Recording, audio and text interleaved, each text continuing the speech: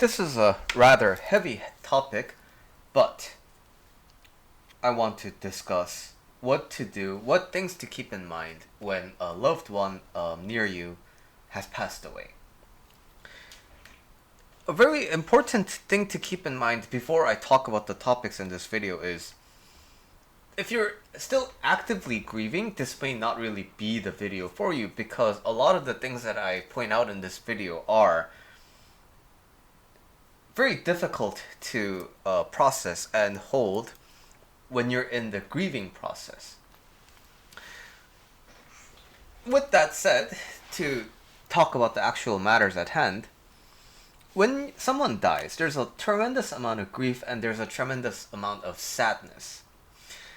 And it's very not that different from all the other types of suffering in your life. Something feels bad because of what? If we forget about death for a second, in general, when we look at life and when we look at the Buddhist teachings, suffering comes from desire. Suffering comes from a desire that is attached to this implicit or explicit need to feel a certain emotion or certain experience. I want to feel XYZ, and for that condition to be met, I want to do something, right? So, suppose my mother passes away, why would I be sad? Because I want my mom.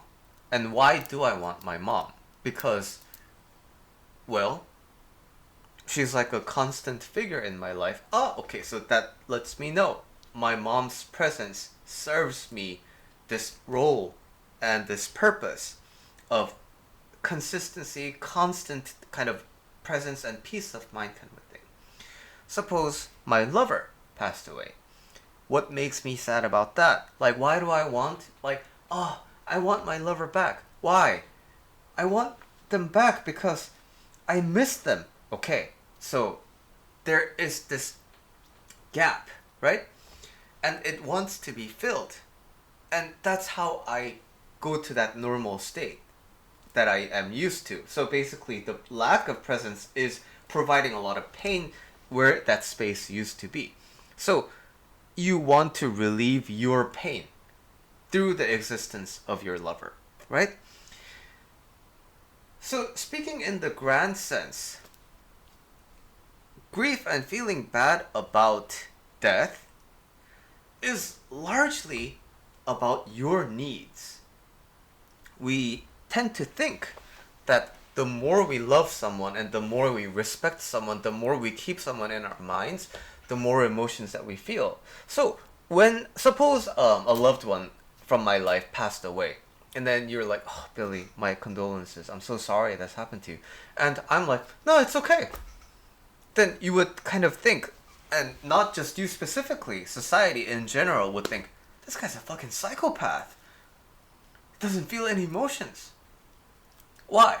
So why do we often think this way? We think this way because we love someone, therefore we must be attached to that someone, and then so that someone is gone, so now you have to feel sad, right? And that social kind of a contract is a big part of why we feel bad. We think it's normal to feel sad when people pass away. So, am I trying to say that you should just move on with your life and not spend a single tear? That's not really what I'm saying. When someone passes away, there is that feeling of grief and sadness swelling up. It does come. But you have to understand that it ends there. And now, the more meaning I ascribe to it, you have to see that it only makes you suffer. The more meaning you ascribe to that feeling, the more you linger on, the more of that gap you feel. It just serves you in the form of suffering. Now, can there occasionally be deep insights in that deep feeling of sadness, is it useful to sometimes go venture deep into that feeling of sadness to really find out what this person meant to your life? Yes. But those things can be done without suffering. Those things can be explored independently of suffering. So, why is this possible? Why do I say this? It's because everyone in your life that's alive right now, you can actually sit down and think about right now what this person really means in your life by hypothesizing, what if they were dead, right? What if we never got to see them again? So this process of discovery, this process of, realizing how much emotions you have, what this person feels, some deeper insights about yourself, is independent of your suffering. Your suffering really serves no other purpose than to make you feel bad. And that suffering comes from desire. That suffering comes from want. Want to fulfill your needs rather than something actually about the person who passed. So, then how should we think about this, right? Well, that's why I think thoughts about death are best done in advance. And what do I mean by this? When someone you love passes away unexpectedly, we normally have regrets, right? Oh, I should have said this while you were alive and things like that. I should have done XYZ. But why do we not do that? Why do we not do that while they were living? It's because we have this implicit kind of expectation that they will live forever. That we have this implicit expectation that we will live forever. But mortality comes for everyone, right? Literally everyone who's been alive on this planet has died. Or is on the way of dying. There's no way around it. So, regardless of what kind of a life you live, your life is more or less going to be around 100 years. Give or take. So, it can be with cancer, it can be with accident, it can be with other diseases, it can be with other accidents. But your life is going to end at one point. There's no point in trying to deny that. And so we have to be aware of the possibility that literally every moment can be the last. Now, this sounds really depressing, right? But I think it's actually the other way around. Because why keep delaying the things that we want to do with our lives? Why keep delaying the things that we want to say to our loved ones? Why do we leave room for regret? I don't want you to leave room for regret in your life. And this usually translates to people thinking, then we got a YOLO. Let's spend all our money. Let's just go on a drug binge and whatever. So, when you have the memento mori mindset, memento mori is what I'm saying. Memento mori means remember that you will die. Remember, think about your mortality. And this doesn't necessarily mean to go out and just spend all your money. That tells you where your priorities are, what you want to do if you were to die tomorrow, right? But this is why it's so important to, when you're alive and when you're healthy, think about what makes you happy in your life.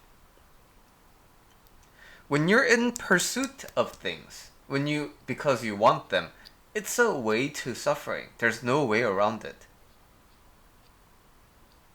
Because, number one, you either get the thing and you feel good, but then you get used to it.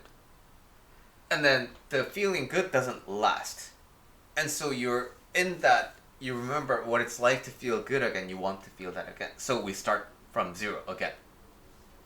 Or, you don't get it, and its lack makes you feel sad, and you suffer.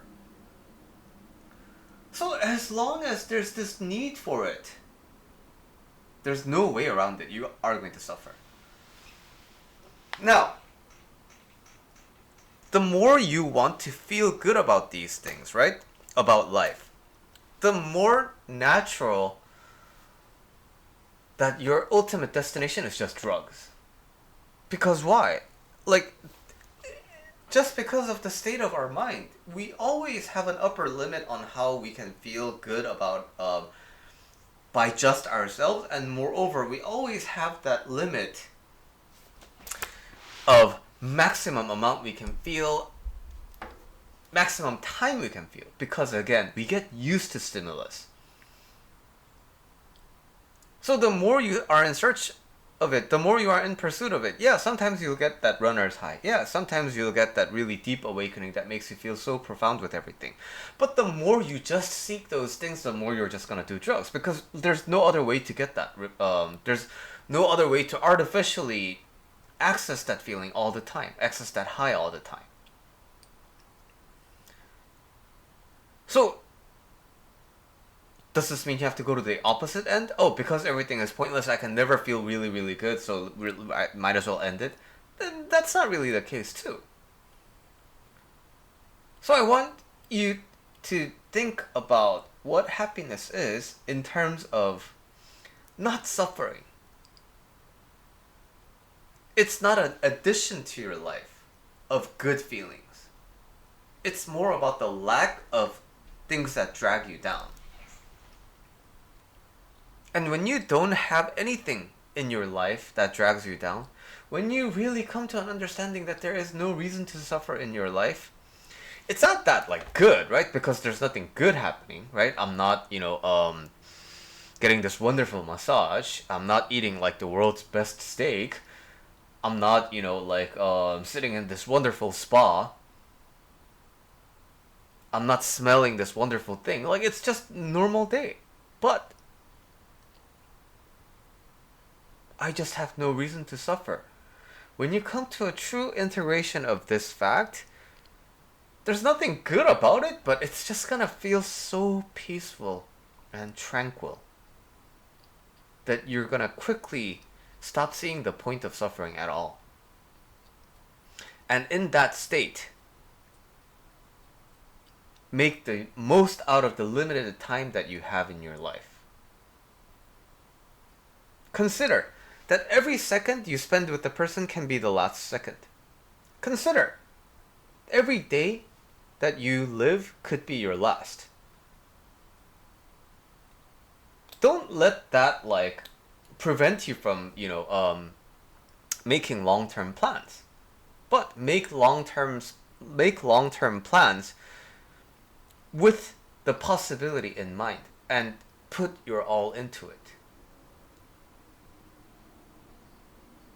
And that is how you live a life, and that is how you deal with death, in my opinion. You respect the person who goes, passed on to the next realm. The more you think about them and feel sad, the more you dishonor their life, in my opinion, because you're making their life a source of your sorrow. They lived a wonderful life. They lived a fulfilling life. They lived their meaningful life. Let's celebrate it and reflect about what they meant to you from a suffering-free state of mind.